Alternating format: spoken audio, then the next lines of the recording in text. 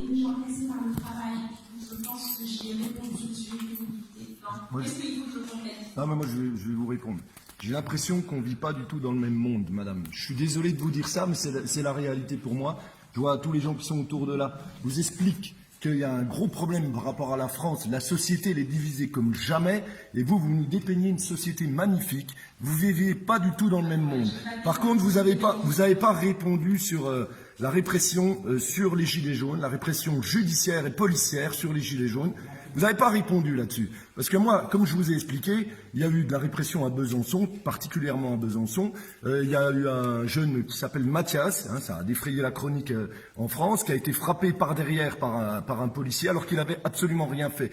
Il rentrait tranquillement de manifestation. Et moi, par rapport à ça, j'ai été mis 6 fois en garde à vue alors que j'ai 48 ans. Je suis un militant, j'ai déjà milité, j'ai déjà fait toutes les manifestations, je suis totalement pacifiste. 6 fois en garde à vue. Je voudrais bien qu'on m'explique 6 fois en garde à vue, une perquisition à mon domicile. Vous savez ce que ça veut dire, ça? C'est un traumatisme. Je veux dire, juste pour le fait de manifester. Vous voyez pas ce qui se passe? C'est pareil par la répression par rapport aux jeunes qui sont en train de défendre leur bac, qui sont en train de se battre pour justement défendre leur éducation et tout ça. On leur envoie la police, on les met en garde à vue. Une société qui fait ça à ses enfants, c'est une société qui marche sur la tête. Je suis désolé de vous dire ça, mais c'est la vérité. Prenez conscience de ça. Vous avez posé 2 questions précises, et c'est normal que vous ayez des réponses qui sont précises.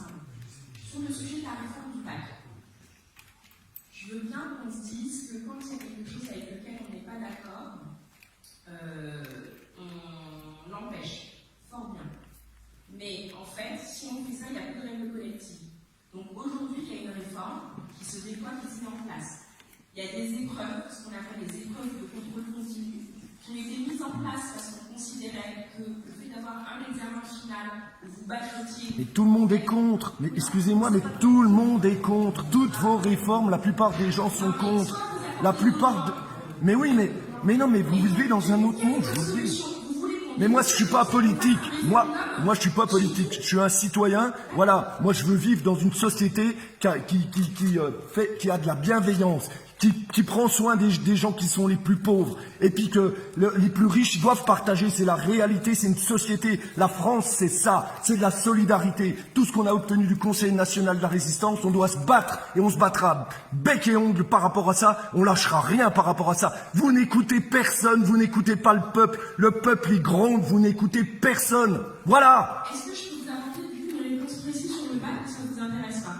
Mais non, oui, mais écoutez un peu les gens. Là, tout le monde vous dit que votre réforme des retraites, on n'en veut pas. On n'en veut pas. Vous savez quoi? La démocratie. Donc, sur le bac, peut-être éclairer tout le monde. Sur le bac, ça concerne aussi la réforme du cadre éducatif. Sur le bac, on s'est dit qu'en fait, aujourd'hui, il y avait à peu près 80-85% d'une classe d'âge, donc pour des gens qui sont dans telle année, qui arrivent à avoir le bac. Et puis en fait, quand vous arrivez dans l'enseignement supérieur, là, les taux de réussite s'effondrent complètement. Donc, entre 50 et 60% de taux de réussite, plus 60%. Donc ça veut dire qu'il y a des tas de gens qui vont jusqu'au bac, et puis qui, y compris le bac général, qui après n'arrivent pas à réussir des études supérieures. Donc on s'est dit, il faut faire 2 choses.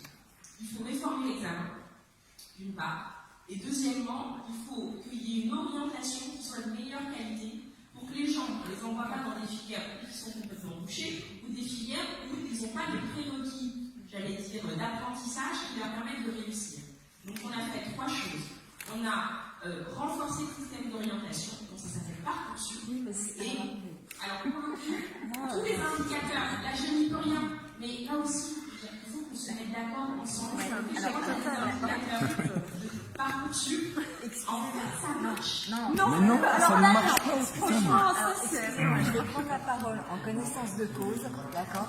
Ma nièce, en classe de 3e, elle est allée voir la conseillère d'orientation parce qu'elle voulait être infirmière, ma nièce, d'accord?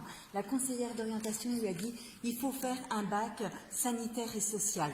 on a fait les démarches, elle est sur le pays de Montbéliard, on a fait les démarches avec mon frère pour qu'elle intègre effectivement ce bac sanitaire et social. Parcoursup, l'année dernière, elle a passé son bac, elle s'est inscrite sur Parcoursup pour faire IFSI, donc IFSI Montbéliard, IFSI Besançon, elle est même allée jusqu'à Lyon, Strasbourg, tout ça. Tout lui a été dit. Ah mais madame, mademoiselle, nous sommes désolés, vous n'avez pas pris le bon bac. Il aurait fallu faire bac S ou bac ES. Pardon, mais il y a 3 ans, vous ne nous avez pas dit ça. Donc Parcoursup, attendez, laissez-moi terminer s'il vous plaît. Et là, je vais vous dire, c'est une aberration, mais totale, parce que j'ai eu l'ARS au téléphone, parce que je me suis battue pour que ma nièce intègre un IFSI, mais ça n'a pas du tout abouti, parce que, bon, voilà, malheureusement, moi, je connais personne, il n'y a pas de passe-droit qui a fait que...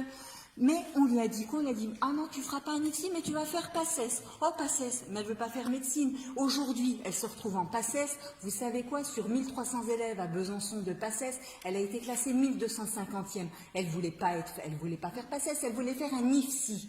D'accord? Elle s'est réinscrite sur Parcoursup, ça va être encore sur dossier, elle va être encore shootée de Parcoursup, elle ne fera pas son IFSI. Voilà, c'est tout. Donc, oui. Dans ce que vous avez décrit, il y a une personne qui a fait éventuellement n'importe quoi, c'est pas Parcoursup. Parcoursup a dit D'accord. Il faut avoir fait un bac S pour faire l'IFSI. C'est la conseillère d'orientation qui l'a mal orientée. Je suis désolée. Alors, je suis d'accord avec vous. Je reconnais que. Il y a un problème là. Oui, là je suis d'accord avec vous. Mais le problème, il n'est pas Parcoursup. Ah bah non. Ah bah si, parce que les professeurs, les conseillers d'orientation ne comprennent pas ce qu'ils font, c'est pas clair. Alors à ce moment-là, et on ne peut pas conseiller les élèves, c'est impossible. Oui. Et donc en fait, des histoires comme ça, il n'y a que ça. Moi je connais personne pour qui ça a marché, mais personne. Excusez-moi. C'était peut-être un cas particulier, vous allez peut-être nous sortir un cas de quelqu'un qui a super bien trouvé son orientation. Attendez. Comme les avocats.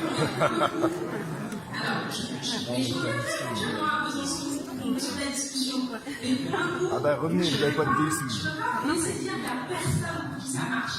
Parce qu'en fait, je regarde les statistiques réflexives du département. C'est pas vrai.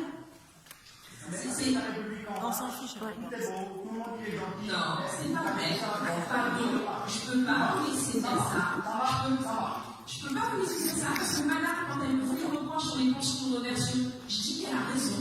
Et je dis qu'en fait, le 55 ans, c'est peut-être trop tôt et qu'en fait, il faut qu'on ait dans la discussion parlementaire le 62 ans. Pardon, mais la pénibilité, ce n'était pas une discussion qu'on comptait avoir. En fait, on a en ce moment avec les organisations syndicales. Quand je vous dis le projet de reconversion, pardon, mais en fait, c'est un truc qui n'est pas prévu. Donc, vous pouvez passer démocratiquement qu'en fait, on est sourd et aveugle à ce que disent les gens. Je ne peux pas vous laisser dire ça. Moi, je pense que la démocratie, c'est un régime dans lequel on discute, on acte des accords, on essaie d'avoir du consensus, et régulièrement, on est sanctionné par une chose, le vote populaire. La démocratie, c'est la